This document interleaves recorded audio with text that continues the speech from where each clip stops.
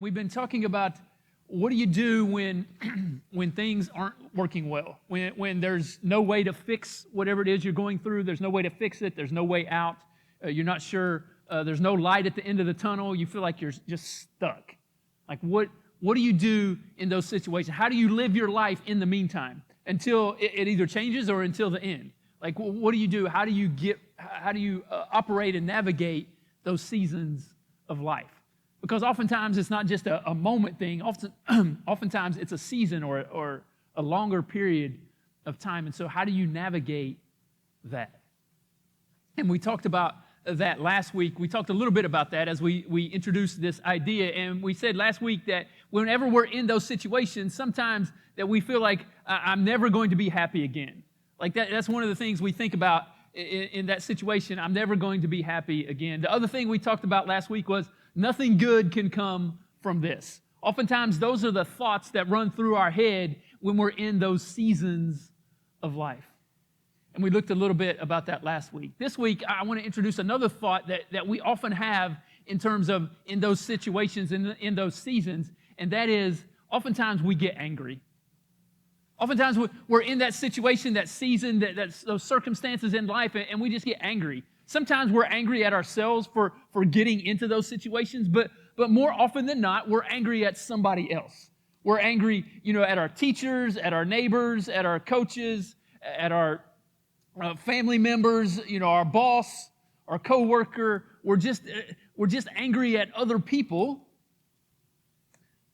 But then also sometimes we get angry at God. We're angry with God because God, how can I get into this circumstance? I believe that you're big and strong and powerful and that you're amazing, God, but God, why am I going through this? I believe you're powerful enough to intervene. I believe if you wanted to, you could change my circumstances. If you wanted to, you could change my situation, and God, you're not, so what's going on? And we get angry at God because we believe He could, but He's not. What do we do? What do we do when we find ourselves in those seasons, in those situations? Are those our only options, or is there another option? I want to introduce you today to a guy named Paul. Paul found himself in the middle of one of these seasons of life. And he didn't always think about this, but he ended up changing his perspective on his circumstances. He changed his perspective on his situation, and he gives us, in doing that, he gives us another option. Another option in terms of how to view our situation, how to view our in the meantime moment. Now, Paul was a guy who wrote a significant portion of the New Testament, but before that happened, when he comes onto the scene in the pages of history, he's a very religious Jewish person, and he hated Christians. In fact, he was responsible for arresting some of them and having them thrown in jail and those kinds of things. So he was really into all of that. And then after Jesus leaves the earth, he has this encounter with Jesus, and Paul then becomes a Jesus follower. Because Paul eventually came to the point where he believed that Jesus did really rise from the dead. And because he died on the cross and because he rose from the dead, that event had significance in history, that Paul believed that he could receive forgiveness of his sins because of what Jesus did, that his death and resurrection, that actually took the place of him. And not only him, but that he took your place and my place. And Paul believed that he could receive that forgiveness and then start a relationship with God that would last for eternity. And so as Paul believed that, Paul just decided, hey, I'm just going to tell everybody I meet. I'm going to tell them about Jesus, about what he did, that he died and he rose from the dead. And so Paul would travel around basically the Mediterranean rim, just everybody he could meet in towns and villages and cities and all over the place. He was just telling people that Jesus has risen from the dead. And as he would do that, he would get a group of people together and they would just start a church in those towns and villages and cities. And so all over the Mediterranean rim, he just started so many churches like we've started here, although it did look a little different back then. And so at some point, as Paul is doing all of this stuff for God, and God is using him in amazing, mighty ways, and so many people are believing the message that Jesus rose from the dead, in all of that, Paul began to have this physical ailment. And this physical ailment, people have estimated and guessed about what it was. And the truth is, we don't know what it was. Some people estimate and guess that it was epilepsy, that he had dealt with that. Other people said it was depression. Some people said it was just severe headaches. Other people guessed that there was some debilitating eye disease. Other people said it was recurring malaria because of the areas he traveled in. We just don't know what it was. But what we do know about this physical ailment that Paul had was that it was painful. It was humiliating, and it was debilitating. That it was painful, it was humiliating. People could see what it was, and it was just a little uncomfortable for them as they looked at him going through all of this, and it was debilitating. It was hindering him from doing what he felt God had called him to do. And so as he's dealing with all of this, as he's dealing with this ailment, he still believes God has called him to take the message of Jesus all around that part of the world. And so Paul writes this about his ailment. He says, in order to keep me from becoming conceited, I was given. In other words, this thing that was given to me had a purpose, and the purpose is to keep me from becoming conceited, to keep me from becoming prideful. And so this thing was given, and this word given is the word we use for gift, right? And so Paul believed that this was a gift, although he didn't always believe this. He said, I was given a thorn in my flesh, a messenger of Satan to torment me. Paul, hang on. You just said it was a gift.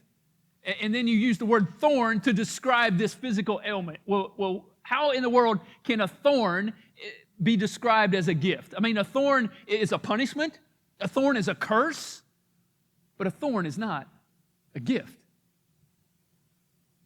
Like I said, Paul didn't always think this way, but this is later on as he's reflecting back on this. He learned to look at this situation. He learned to look at his physical ailment, whatever that was. He learned to look at it as a gift. And he said it was a messenger of Satan to torment me. In other words, this word for torment was the same word you used when somebody would go beat somebody up. And so Paul was saying whatever this physical ailment was, it was so bad that it was like it was just beating me up inside. And it was painful. And it was difficult. And it was debilitating. And it hindered me from doing what I felt like God was calling me to do. And so that's the situation which Paul finds himself in. He's in the meantime moment, and what is he going to do? And I think he does what you and I would do when we're in a situation like that. It says that Paul says, he says 3 times, I pleaded with the Lord to take it away from me. Isn't that what you and I do? When we get in situations like this, we're like, God help. God take this away. God change my circumstances. God remove this thing from me. And this word pleaded, it's this word idea of Paul begging God. Paul pleading and begging God out of desperation. It was so bad, it was so painful that out of desperation, Paul's just crying out to God. Now, it says 3 times. This isn't just like Monday, Tuesday, Wednesday. It appears to be that it was 3 seasons of Paul's life where the pain just got so much, it got so bad, he just finally just decided to cry out in that season because it was so bad. And it appears that Paul cried out in the first time it happened, he cries out to God, and God says nothing. And then it kind of eased up a little bit, and then there was a second season where it got so bad and so painful. Paul cries out to God, God, please. He's begging God to take it away from him, and God was silent. Some of you know what that feels like. So, some of you know that in the season of this, when you cry out to God and God, please take this away from me, and please change this circumstance, and please do this, and please do this, and please do this. And sometimes God is silent. And sometimes that's frustrating. And sometimes that's emotional. And that's what Paul was dealing with when this happened. And then Paul says, I did it a 3rd time. There was a 3rd time where it got so painful, so bad, so debilitating that I cried out to God again. And this time, God wasn't silent. This time, God said no. This time, God said no. But God, I'm the one who's doing all this stuff. I'm the one who's going around all these places telling people about what your son did on the cross, about how he rose from the dead. God, I'm the one going about all of that, and through all of that, you're starting all of these churches. God, look at all of that. All of that. You're using me to do all of that. You can't just take this away.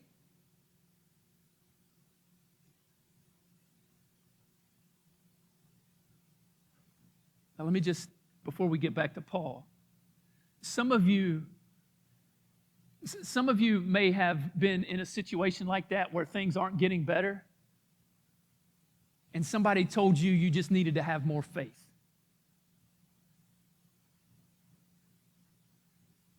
But think about Paul. Think about Paul and how much faith he had. I mean, Paul wrote a significant portion of the New Testament. God used Paul to take the message all over the place. And as you read about the life of Paul, he had extraordinary faith. Potentially even more than all of us combined. So it's not about how much faith you have. Because if God was going to tell Paul no, with all the faith that Paul had, you see, it's not about how much faith you have. Sometimes God is just going to say no. And then we got to figure out, well, how are we going to respond?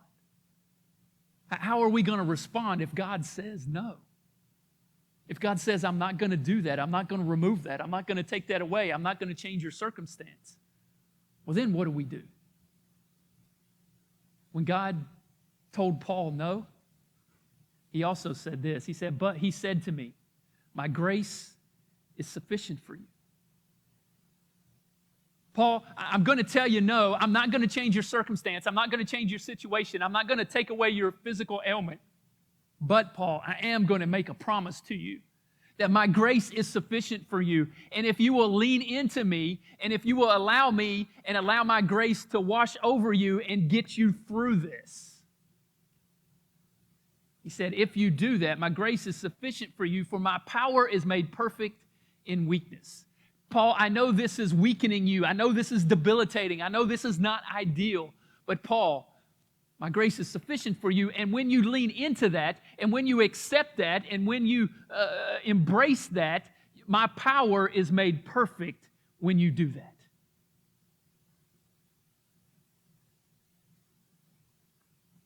So now, Paul gets to add a fourth thing to his list. Not only is this physical ailment painful and humiliating and debilitating, but now he realizes it's permanent. He's going to have to live with this the rest of his life.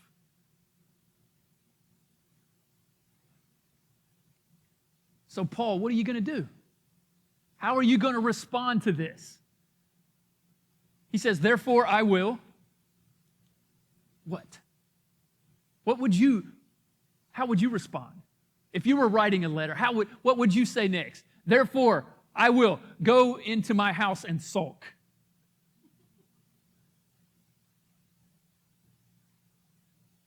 Therefore, I'm not going to go around the whole world telling people about Jesus because I'm not going to fulfill. If you're not going to do this for me, I'm not going to do that for you.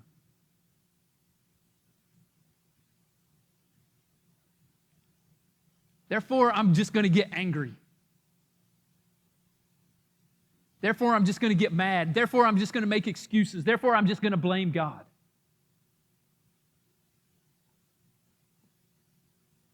Paul says, therefore,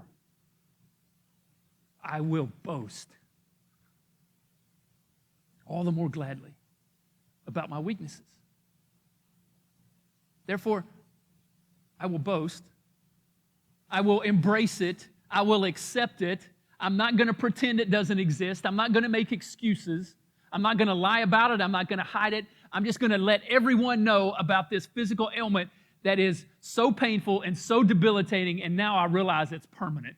I'm just going to embrace it and let everybody know so that there's a reason I'm going to do that, so that Christ's power may rest on me.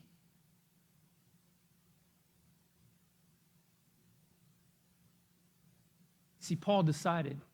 He didn't feel this way in the beginning. He didn't think this way in the beginning, because in the beginning, he's crying out to God for God to take it away. And then when God says no, now he changes his perspective on his situation. He changes his perspective on his physical ailment.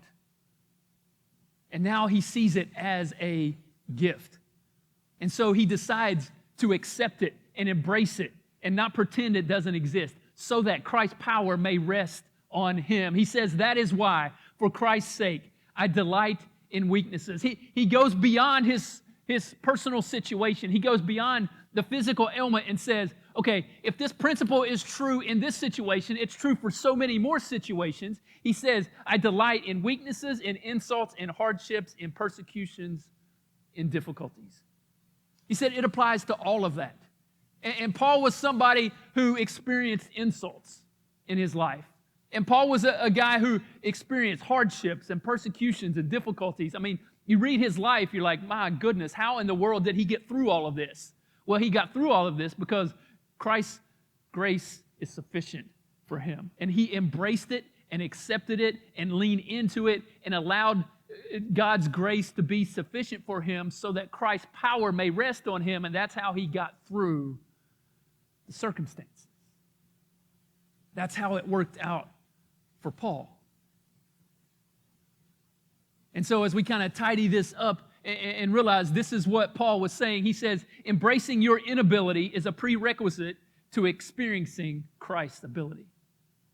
Embracing your inability, embracing the fact that this has made me weak, that this has made life difficult for me. Embracing that is a prerequisite. We've got to embrace it first, Paul says. We've got to change our perspective.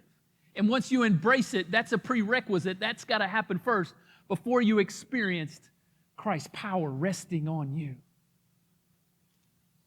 And if we will do that, if we will embrace it, His grace is sufficient to sustain us through it by Christ's power being in us.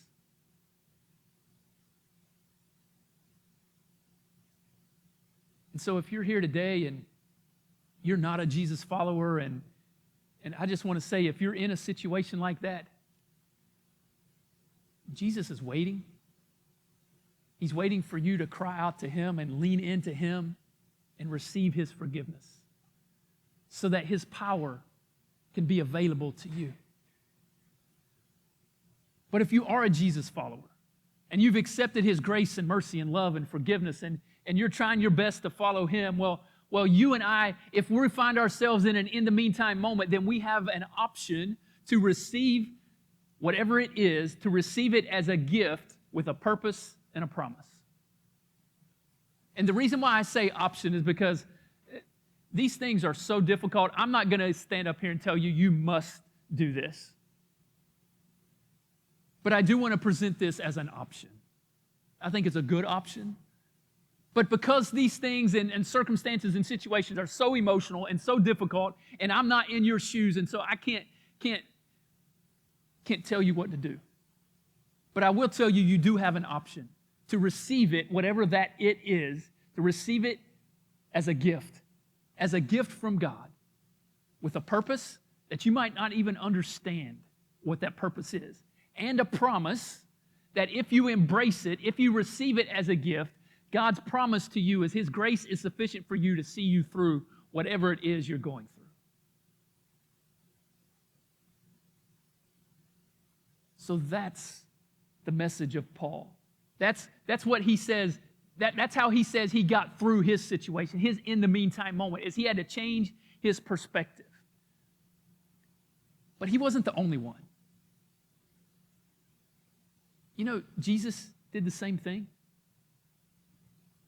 Think about it. Before Jesus goes to the cross and dies and rises from the dead, before he does that, he's praying and crying out to his Father in heaven, Father, I know what's about to happen, I know what's coming, and I don't want to do it.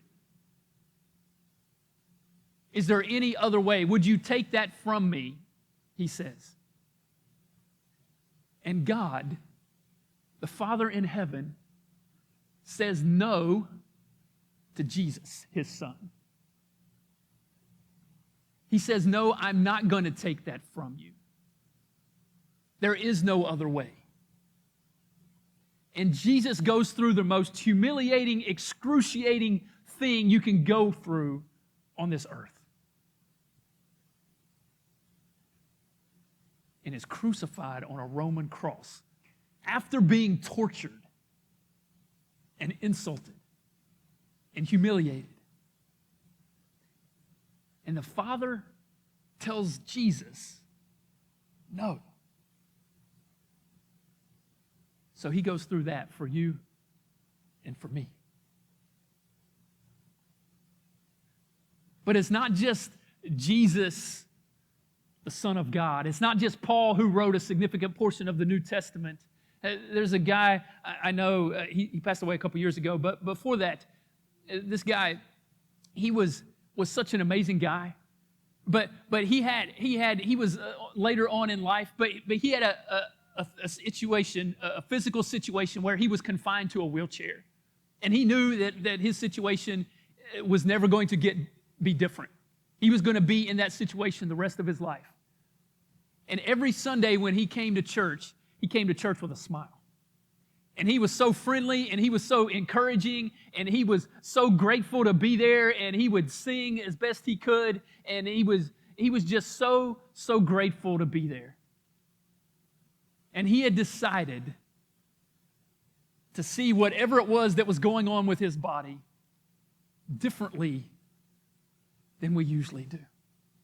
And he decided that he was going to be in that situation forever. So he decided to accept that God's grace was be sufficient for him, so that Christ's power might rest on him. See, it's not just for the Son of God. It's not just for the amazing Apostle Paul. It's for everyday people like this guy and like you and me. And I can tell you story after story after story about other people I've met and people I've read about and people I've heard about who's done the same thing, who take whatever it is that they've been going through, this situation and circumstance that causes them to be in an in the meantime moment, and it's difficult and it's hard, and they're not sure how they're going to get through, and they've decided to see it as a gift from God and embrace it. And when they do that, they lean into God, and God's grace is sufficient for them to get them through. And so today, I just want to give you that option, that you and I have an option. If you're here today and you're going through an in the meantime moment, if you're in that situation or season of life, the good news is that we can be like Paul and we can cry out to God, God, take it away. That is absolutely okay. In fact, I would encourage you to do that. God, please take this away. Please change my circumstance. Please change my situation. Please make me better. Make it better. Do whatever you need to do to fix and change my situation. Please beg and plead and pray and ask God to do that. And sometimes God says yes, and that's amazing. And sometimes God is silent, and that's frustrating. But sometimes God says no. And when God says no, what are you going to do? Well, we have an option.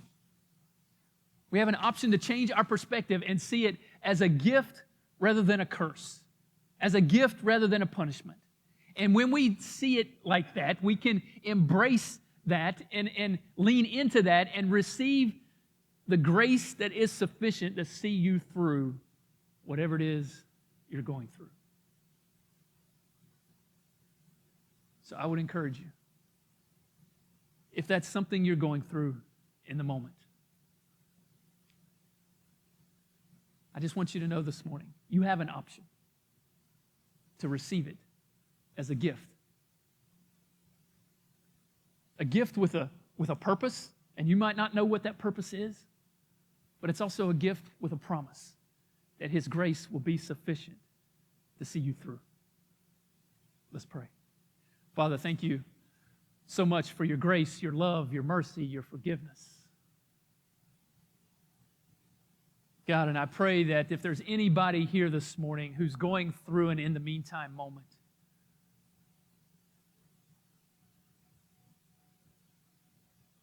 one in which they are struggling.